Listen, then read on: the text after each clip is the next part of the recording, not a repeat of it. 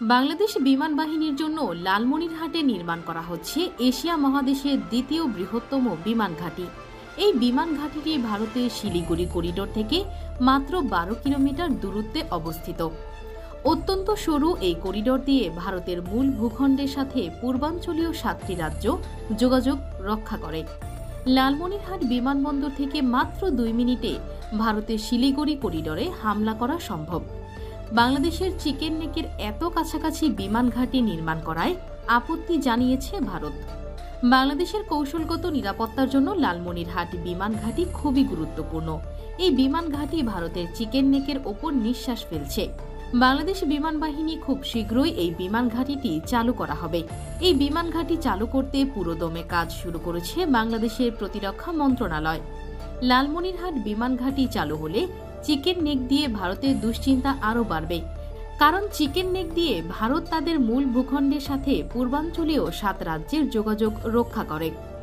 বন্ধুরা, আজকের এই প্রতিবেদনটিতে আমরা জানাবো লালমনিরহাট বিমান ঘাঁটির কাজ সম্পন্ন হলে বাংলাদেশ ভারতের ওপর কতটা প্রভাব বিস্তার করতে পারবে, তাই তুলে ধরব আজকের প্রতিবেদনে।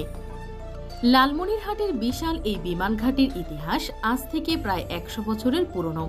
1931 সালে ব্রিটিশ সরকার এই অঞ্চলে বিমান ঘাঁটি নির্মাণ করে। শুধু তাই নয়, দ্বিতীয় বিশ্বযুদ্ধ চলাকালে এই বিমান ঘাঁটি ছিল মিত্রবাহিনীর একমাত্র ভরসাস্থল। পরবর্তীতে 1947 সালে এই বিমান ঘাঁটির কার্যক্রম বন্ধ হয়ে যায়। দেশ স্বাধীন হওয়ার পর 1972 সালে বাংলাদেশ বিমান বাহিনীর হেডকোয়ার্টার স্থাপন করার সিদ্ধান্ত নেওয়া হয় লালমনিরহাট বিমান ঘাঁটিতে, কিন্তু শেষ পর্যন্ত ভারতের আপত্তির কারণে লালমনিরহাটে বিমান ঘাঁটি স্থাপনের কাজ বন্ধ রাখা হয়। এরপর থেকে পরিত্যক্ত অবস্থায় পড়ে আছে বাংলাদেশের এই গুরুত্বপূর্ণ বিমান ঘাঁটি। লালমনিরহাট বিমান ঘাঁটির আয়তন প্রায় 2000 একর পর্যন্ত। তাছাড়া এই বিমানবন্দরে 4000 কিলোমিটারের রানওয়ে রয়েছে। বিশাল এই বিমানবন্দর থেকে অসংখ্য যুদ্ধ বিমান অপারেট করা সম্ভব হবে, যেটি ভারতের দুশ্চিন্তার অন্যতম কারণ লালমনিরহাটের বিমান ঘাঁটিটি এতটাই বিশাল যে এই ঘাঁটি থেকে কমপক্ষে 50 থেকে 70টি যুদ্ধ বিমান একসঙ্গে উড্ডয়ন করতে পারবে। লালমনিরহাট বিমান ঘাঁটির আয়তন বিশাল হওয়ার কারণে এই বিমান ঘাঁটিকে 3টি অংশে বিভক্ত করা হবে।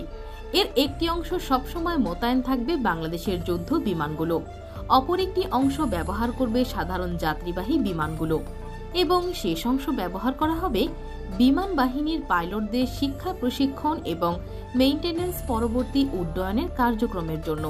তবে যুদ্ধকালীন সময়ে পরিপূর্ণ বিমান ঘাঁটি ব্যবহার করবে বাংলাদেশ এয়ারফোর্স। তাছাড়া লালমনিরহাটে নির্মাণ হচ্ছে বাংলাদেশ এভিয়েশন অ্যান্ড অ্যারোনটিক্যাল বিশ্ববিদ্যালয়। ভবিষ্যতে এই বিশ্ববিদ্যালয়ের স্টুডেন্টরাই দেশের মাটিতে তৈরি করবে যুদ্ধ বিমান। ইতিমধ্যে এই বিশ্ববিদ্যালয়টিকে আধুনিকায়নে প্রযুক্তিগত সহযোগিতার প্রতিশ্রুতি দিয়েছেন যুক্তরাষ্ট্র এবং ফ্রান্স। এছাড়া বাংলাদেশের লালমনিরহাট বিমানবন্দরকে বিদেশি বিমানের রক্ষণাবেক্ষণ এবং মেরামতের জন্য একটি কেন্দ্র হিসেবে গড়ে তোলার উদ্যোগ গ্রহণ করেছে বাংলাদেশ।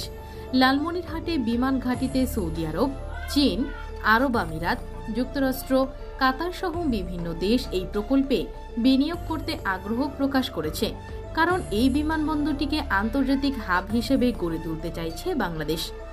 একটি পরিপূর্ণ বিমান ঘাঁটি নির্মাণের জন্য 400 থেকে 500 একর জমি যথেষ্ট। সেক্ষেত্রে লালমনিরহাট বিমান ঘাঁটি 3 ভাগে বিভক্ত হলেও 700 একর জমি পাবে বাংলাদেশ এয়ারফোর্স। লালমনিরহাট বিমান ঘাঁটি নিয়ে ভারতের আপত্তির মূল কারণ হচ্ছে এই বিশাল বিমান ঘাঁটিটি ভারতের চিকেন নেকের খুবই কাছাকাছি অবস্থান হলেও ভৌগোলিক কারণে ভারত আর্টিলারি দিয়ে এই বিমান ঘাঁটি ধ্বংস করতে পারবে না, কারণ লালমনিরহাটের সীমান্তের ওপারে তিস্তা নদীর অববাহিকায় ঘন বন জঙ্গল দিয়ে ঘেরা। এজন্য সেখানে স্থলপথে সেনা মুভমেন্ট করা অত্যন্ত কঠিন।